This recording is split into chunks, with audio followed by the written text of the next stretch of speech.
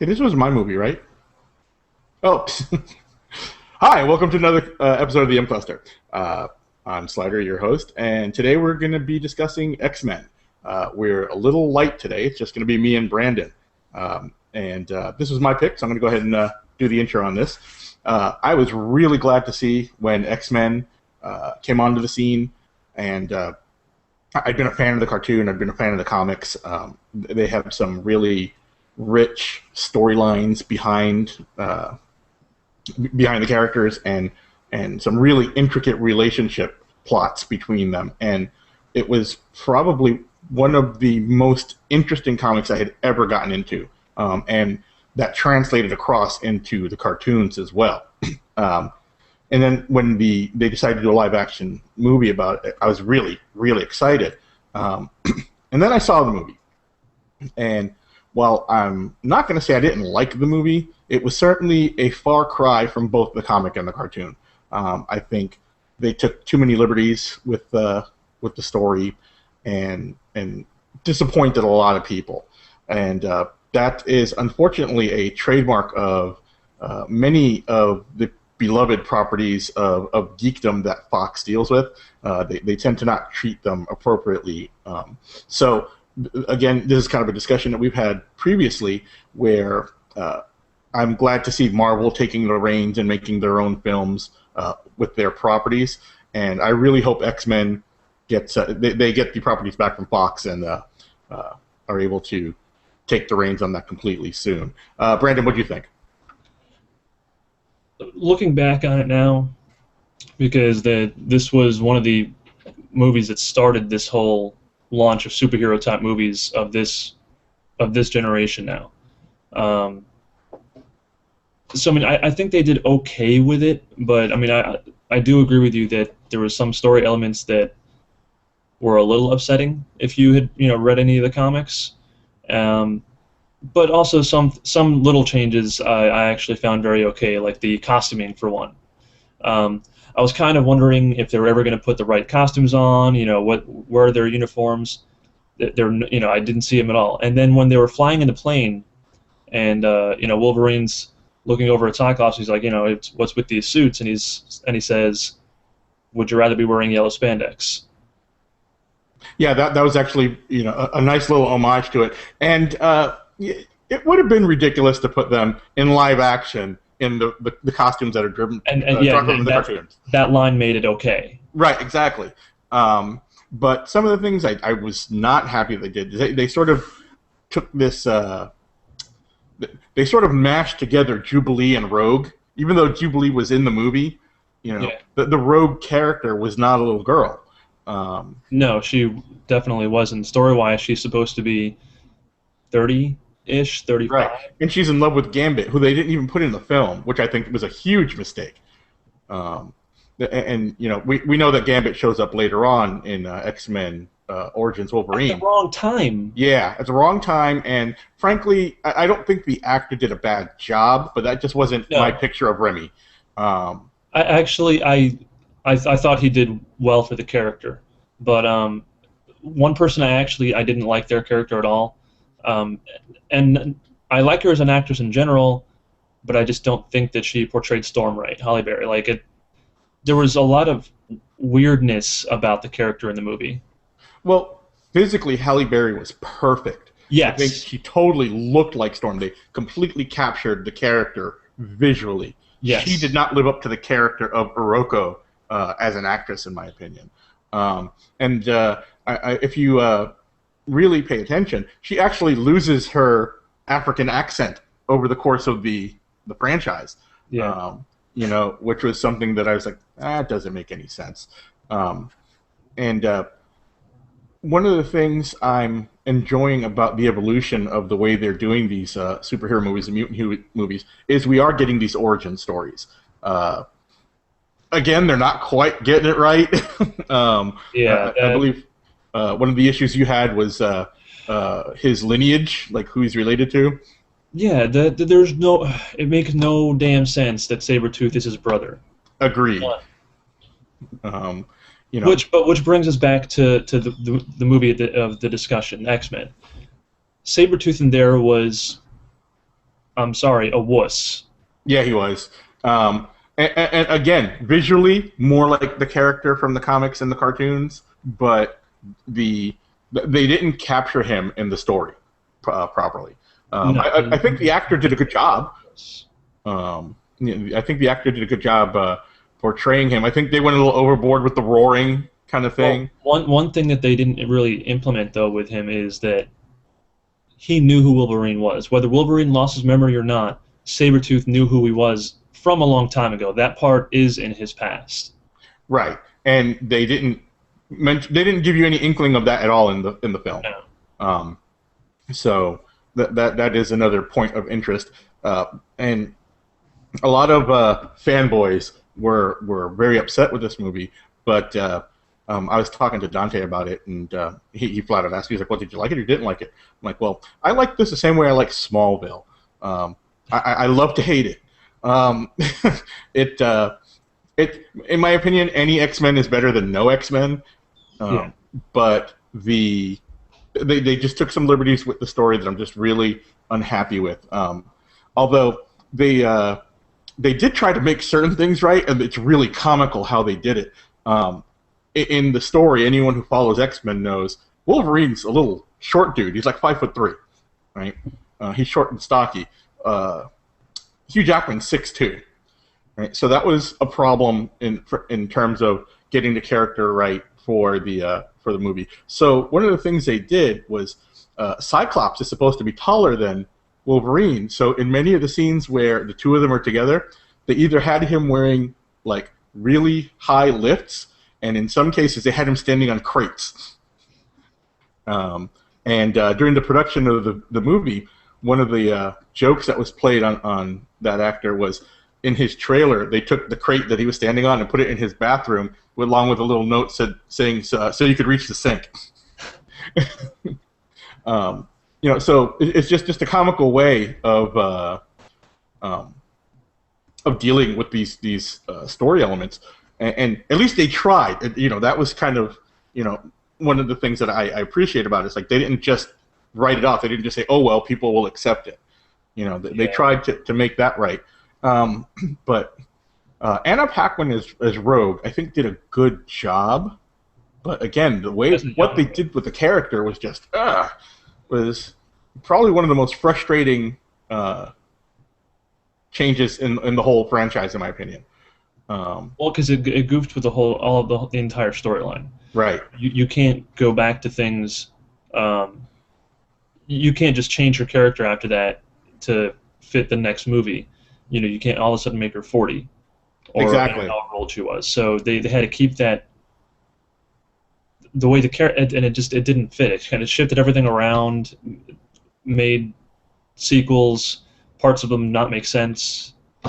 Yeah, and one of the things they missed out on is that Rogue and Mystique have a past, and I think? Yeah, they didn't touch on that at all.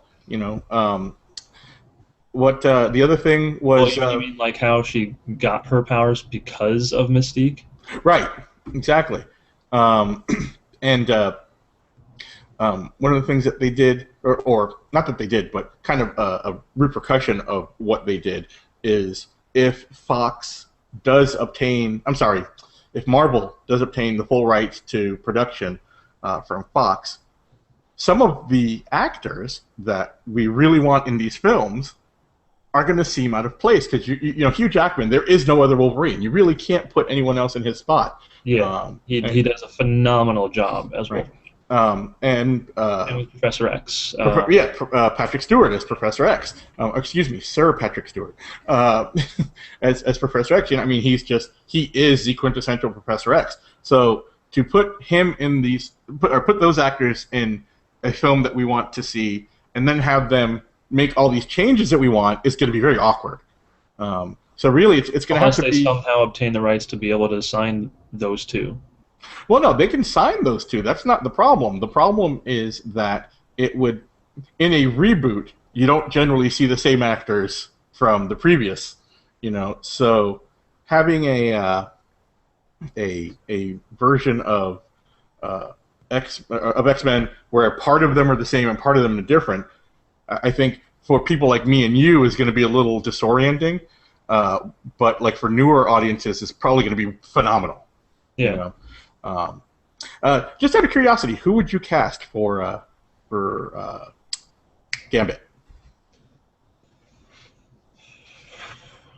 That's hard to say.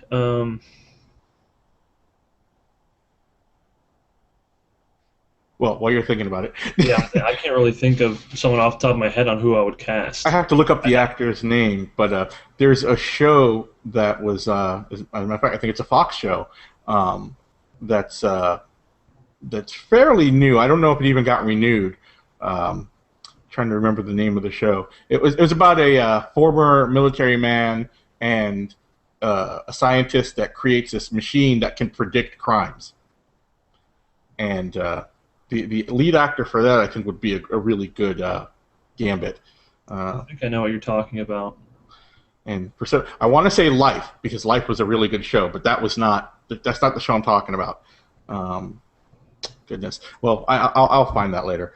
But some of the other interesting things about this movie was the uh, extent that they went to for certain things, and then not taking that effort across the board. Rebecca Romijn's costume, 9 hours to put on.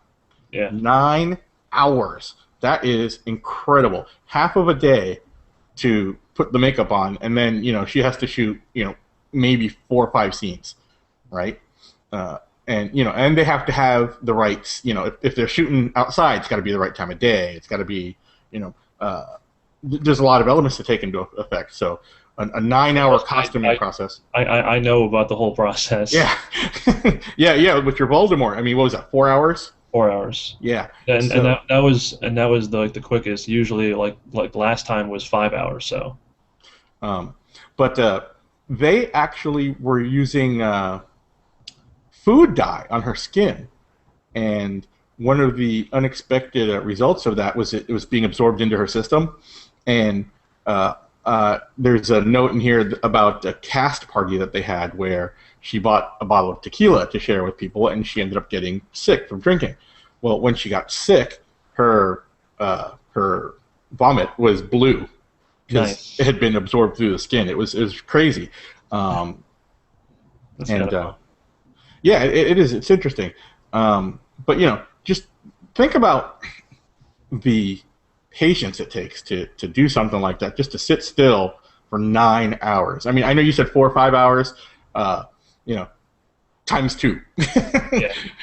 And then to have to get in a certain amount of shooting done and getting it correctly. Like I'll admit the Voldemort stuff was great, but you didn't have anything set to do. You could just kind of run around and do what you wanted.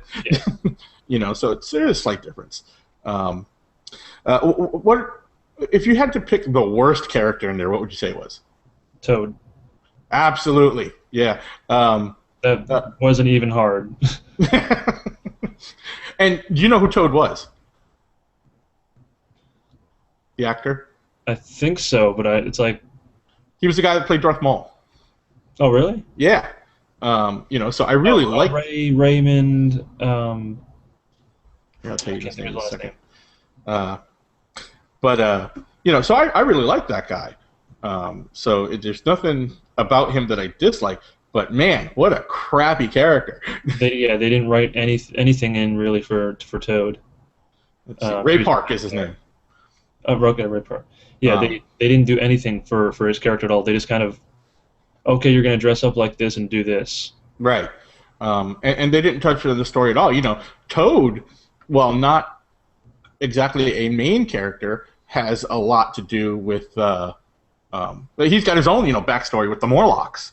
And again, there's just an element that they just completely left out. They didn't even reference it. And I know, between the comics and the cartoons, there's a lot of story elements that they couldn't work into this film because, Yeah, it would have been cool to see Morph right. Yeah, exactly. But because they at least gave like some of the others places in the next couple movies like Colossus. Well, give him a even, shot. even in the first movie, like I mentioned, Jubilee. Jubilee was in the movie, so was Kitty Pryde. But they didn't really reference them. They were just kind of there, and if you were a fan, you got to see that. Yeah. But the overall execution, I think, first of all, was heavily biased on the side of the X-Men. They didn't give you a lot of the Brotherhood's story elements, and I think they gave a good amount on Magneto, and that led to an excellent when they did X-Men: The First Class. Magneto's storyline, I think, was phenomenal in that movie. But they didn't give you a whole lot. The characters were flat on the Brotherhood, whereas they gave you some depth to some of the characters on the X-Men, and they gave you some background imagery as well. One of the things I enjoyed about the process, even though, again, movies were not great, but was the journey that Wolverine takes to find out about his past with Professor X helping him. Yeah. They did, I think, a decent job. But again, they bastardized the character, Lady Deathstrike. Lady Deathstrike was not a robust character, but not prominent, not unprominent either. And she was really just inconsequential in these films. She was just like a sideshow freak a little bit. But I liked the fact that they started doing this because I think it was a foundation for a lot of the things to come. The movie itself was quite successful. It made just domestically almost $158 million, and worldwide it was just under $300 million. Yeah, and I think the other two in the trilogy did similar. I believe. I mean, they still did very well. Let's see, X2 did 214 million, almost 215 million. X-Men: The Last Stand did 234 million. So they actually progressively did better. And then we came to X-Men Origins, which did worse. That one was 179 million dollars. Yeah, there are reasons for that. Yeah, again, it was poorly handled. Just they didn't handle the property with the respect that I think it deserved. And really, I mean, the one that's I think when you were mentioning about Rogue, that's one of the things that bothers me the most. I think about the movie is the lack of Gambit and the way they did her, because Rogue is one of my favorite characters. Yeah, they tried to put an element of Rogue's character by making her have a crush on Wolverine, which didn't make they also at the same time tried to introduce the relationship between her and Bobby, Iceman, and that was just again poorly handled. Now, my question, and I don't know if you will have an answer for this one, is who do you think those types of gaps? Do you think that falls on the directors, the producers, the studio? The writers. The writers. Why do you say the writers? Because, I mean, the writers are the ones who have to create depth to a character. And they just did a poor job of it with some characters. Well, I don't disagree with you there, because I mean, you just look at what they have to draw from. I mean, there's tons and tons of really deep material that they could have drawn from. So I don't completely disagree with you on the writer aspect of it. But do you think that? So, for example, Storm. Yeah, she was poorly written. But don't you think that the actor has some responsibility on that as well? I mean, a little bit, but only to the extent of how the writer writer and director, I should say. I was going to say the director myself. I would say because they have to piggyback off each other. Right. The director has to take the material written and then do a good job with that. Right. Yes. So the writers are like. kind of like the source material, and the actors are the clay. And the director, I think it's the director's job to take those two things and mold them into the character that we see on screen. And I think that was just a failing on Bryan Singer's part. I don't know about his history with the film, but one of the things I really like now is we're seeing the studios are recognizing the fact that there are people in the industry out there that do care about this material. This is not just, fluff stuff for children. They grew up with these things. They're realizing that these stories are actually really rich and deep. No, and a phenomenal example of that would be, wow, I'm at a loss for names tonight. Hulk, the Incredible Hulk. The Ed Norton Hulk? Ed Norton, yes. Yes. Ed Norton, he took a love for the character. Yes, and I'm going to disagree with you a little bit there in that he did love the character and he did a good job in the character, in my opinion. A lot of people didn't like him as the Hulk. I don't know why. I thought he did a great job, but he also, in my opinion, disrespected the character afterward by expecting to take control of it. Yeah. And that's why he wasn't in the Avengers. He wanted to take liberties with the character that they didn't that wouldn't fit. So I'm glad they didn't allow him to do that, and I would have liked to have seen him. But you know what? If we would have seen him in the Avengers, we wouldn't have gotten the Mark Ruffalo performance, and that was phenomenal. I almost wish that they would go back and remake that movie with him in it.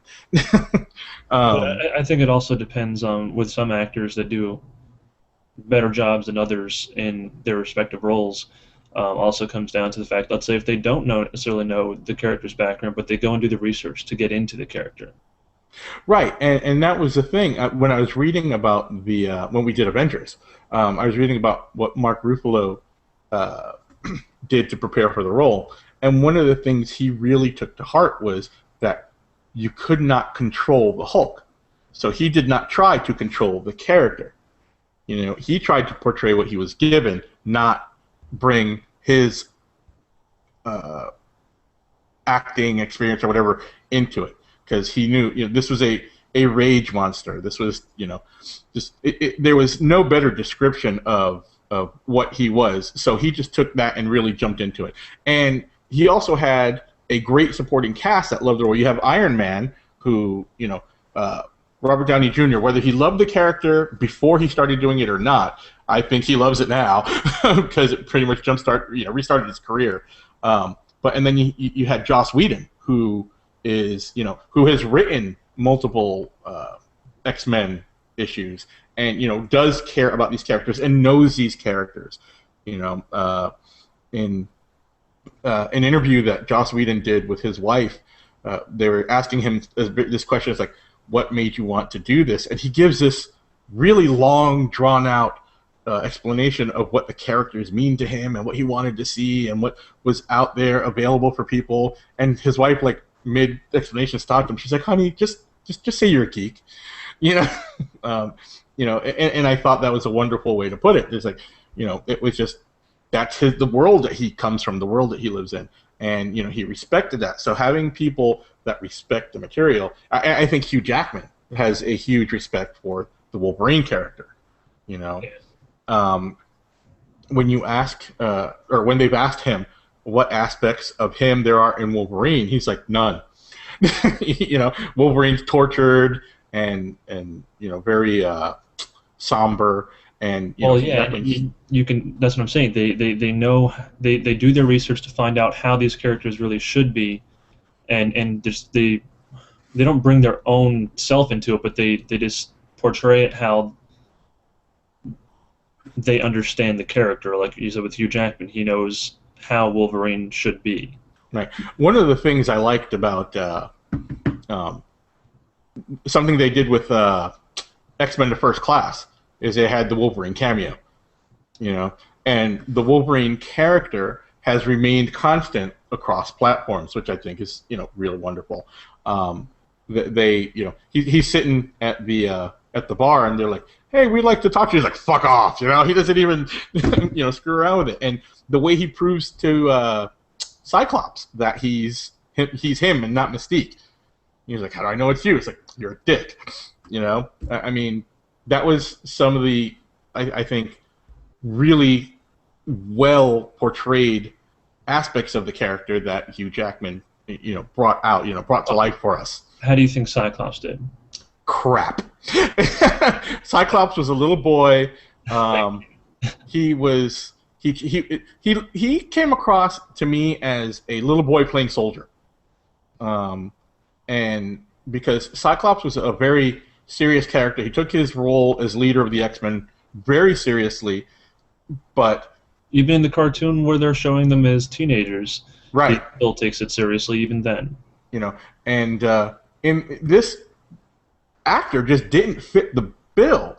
And I mean, he didn't have the voice for it. He didn't have the physique for it. I mean, it was just. He came across as a douche. Yes, he did. And I wonder how much of that had to do with their choice of them killing him off, by the way, in the next movie. I mean, what the hell is that about?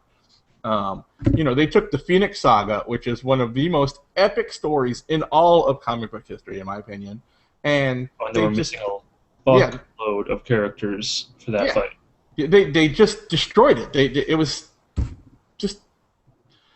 There are no words for what they did to the Phoenix Saga. But the fact that you got to see elements of the Phoenix, I was actually a little disappointed that they didn't show us more of the Phoenix. They showed us the image of the fireboat on the water, was pretty much it. But we don't really get to ever see, like, you never find out how powerful Jean Grey really is. They scratch the surface of it when they're recruiting her, and then they never really talk about it again. But Jean Grey is one of, if not the most powerful psychics of all time.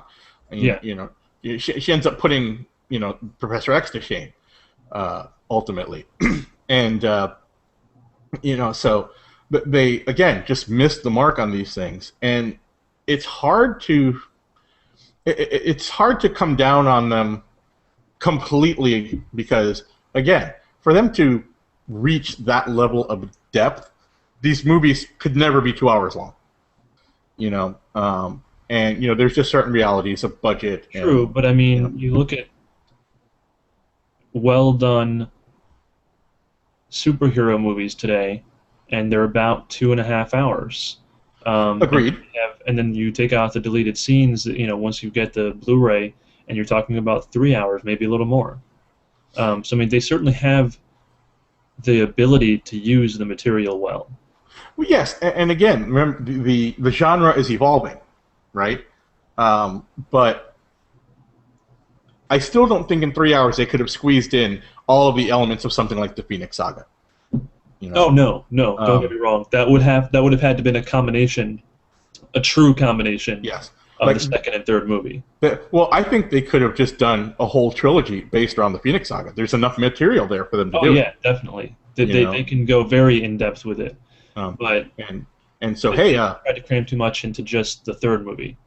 Joss Whedon, hint hint, 3 movies. Just saying. So there's a lot to be desired about these movies, but going back to my original statement, some X-Men is better than no X-Men. I'm really glad to see that the movies are being made. I'm glad to see that they're evolving. I'm glad that the talent and the directors that were previously kind of on the fringe of the medium are now becoming mainstream and dealing with these movies properly and creating something that you and I really can appreciate. I mean, there's no doubt about it. When I'm sitting in the theater watching these movies, I'm transported back to being a child. I'm thoroughly entertained. I'm completely involved in the story, whether I'm unhappy with it or not. It's like they really missed the mark on that. But you know what? If I had no reaction at all, then it would have been true crap. True. So, and that's kind of where I leave it. my hint to Joss Whedon was actually a message to him, not telling you that anything was happening. But you have any final thoughts on it? No, I mean, I feel very similar. I'm happy they did something with the characters, because I'd always watched the cartoons when I was younger, and with that, that's how it got me to read more on the comics themselves, to get to know the characters better. So I mean, I'm glad I got to see at least some of them portrayed very well, and the others, even if they weren't so well, at least they were there. So I mean, I was happy with that, and they are entertaining, regardless of whether you think certain characters are better than others or not. Right. I have all three films. Even though I talked about all these things I don't like about them, I still have them. I still, I own them, and I talk about them, and I do like them. I was about to say cherish, but I had to hold myself back a little bit. I do cherish the comics and the cartoons. The movies, not so much. I enjoyed them, but I'm going to go ahead and leave it at that. I own the trilogy as well. I don't, and actually I also own Origins. I don't own First Class though. I don't know if I have First Class or not. I'd have to double check. But so we're gonna go ahead and leave it at that. I look forward to more work being done. Fox, for God's sake, take a cue from some of these other companies, or give up the rights so that other people could do it right. And with that, we're gonna go ahead and pick our next movie. And this week, it's not going to be Dante. We have Paige, who we haven't seen in a while, with a new haircut. I'm back. So go ahead and play with some balls. I love it when I get to play with your balls. Keep going. It doesn't want to come out. Your balls are being... Oh, there we go. All right, what do we got? Uh-oh. It's B5. B5. B5. In my version of this, which is Bango. I think that's Dante's pick. Oh, that'd be awesome. Let's see. I need another one. Huh? B5. What? It's just 5. 1, 2. I can count that high. I'm special. They're marked. How do you have these stupid movies memorized? because Dante had, what was it, 10 or 15, and so his were the first numbers, and then your 20 are after that. So anything higher than 15 and less than 35, I know is you. See, I thought he randomized them. They are. So They are? Yeah, maybe he just did a bad job of randomizing. So, at any rate, this is Dante's, and it is 7 pounds. Oh. So, that is very different from many of the movies that we've done so far. Yes, and I think I had that on my list as well. Okay, so good. So you've seen it. Oh yeah, I own it. Oh, excellent. All right, so we'll look forward to checking that, or talking about that next week. And I actually look forward to watching it again. Yeah, I know I've watched it, but I don't remember a whole lot about it. So I'm gonna have to watch it again myself. On that note, we're gonna go ahead and close this one out.